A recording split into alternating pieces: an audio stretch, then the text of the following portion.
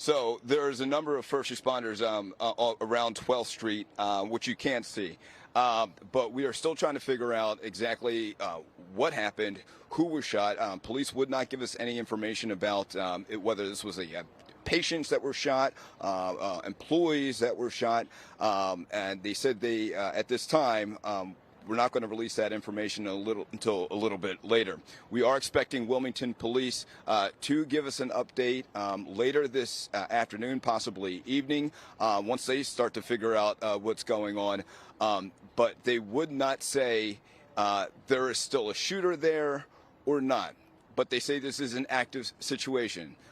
Obviously, you can see that with the number of police out here right now. But I will tell you, we got a screenshot from an employee who was there when the shooting happened, and they got a text message, an alert telling them that there was a shooting inside the hospital around 3:40, and that 2 people had been shot. Now, I don't know if you've heard the Broadcastify. Jacqueline, have you heard the Broadcastify yet? Jacqueline?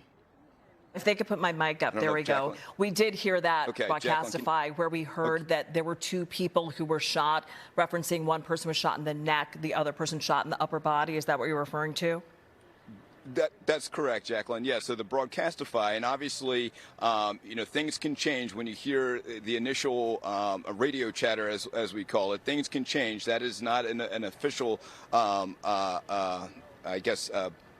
statement from first responders, but that does give you an indication of the severity of the situation. When somebody and 911 dispatcher says that somebody is shot in the neck, you can get a good understanding of the severity of this situation. But again, what Wilmington police, they would not confirm their condition, where they were shot, why they were shot, or who the 2 victims were in this case, or how many shooters or just shooter singular in this situation. But I can tell you this is a very active situation out here with a lot of first responders.